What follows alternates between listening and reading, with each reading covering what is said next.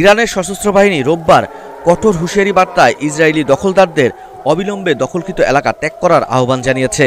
দেশটি জানিয়েছে, ইসরায়েলের সাম্প্রতিক আগ্রাসনের জবাবে ইরান পুরো দখলকৃত ভূখণ্ড জুড়ে ব্যাপক হামলার প্রস্তুতি নিচ্ছে। টেলিভিশনে প্রচারিত এক ভিডিও বার্তায় ইরানের সশস্ত্র বাহিনীর যোগাযোগ কেন্দ্রের মুখপাত্র কর্নেল রেজা সাইয়েদ বলেন, এই দখলকৃত অঞ্চল ত্যাগ করুন, এখান থেকে চলে যাওয়াই আপনাদের জীবন বাঁচানোর একমাত্র উপায়।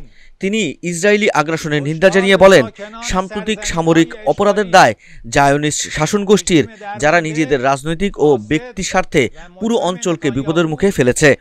তিনি আরও বলেছেন, ইরানি সেনাবাহিনীর কাছে ইসরায়েলি নিয়ন্ত্রিত এলাকার সমস্ত সংবেদনশীল স্থানের নির্ভুল গোয়েন্দা তথ্য রয়েছে এবং এসব স্থানে অবস্থান করলে শেল্টারদাতাদের জন্য তা মারাত্মক বিপজ্জনক হবে। বাংকারে লুকালেও কেউ নিরাপদ হবেন না বলে জানান তিনি। সৈয়দ আরও বলেন, ইসরায়েলি সরকার ইচ্ছাকৃতভাবে বেসামরিক শেল্টারদাতাদের মানব ঢাল হিসেবে ব্যবহার করছে এবং প্রধানমন্ত্রী নেতানিয়াহু এই অপরাধমূলক হামলার মাধ্যমে নিজেদের ও পরিবারের স্বার্থ রক্ষার অপচেষ্টা চালাচ্ছেন। তিনি বলেন, এই অপরাধ শেষ হবে শুধু পরাজয় আর অনুশোচনার মধ্য দিয়ে।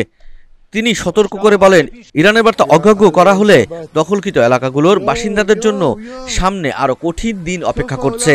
সাইদের এই মন্তব্য আসে ইরানের বিপ্লবী গার্ড আইআরজিসির রোববার দুপুরের অপারেশন ট্রু প্রমিস 3 এর অংশ হিসেবে চালানো নতুন ড্রোন ও ক্ষেপণাস্ত্র হামলার পরপরই। এসব হামলায় ইসরায়েলের ওপর ও নিচের গালিল, হাইফা, আফুলা ও নাসরেত অঞ্চলে বিস্ফোরণ ঘটে।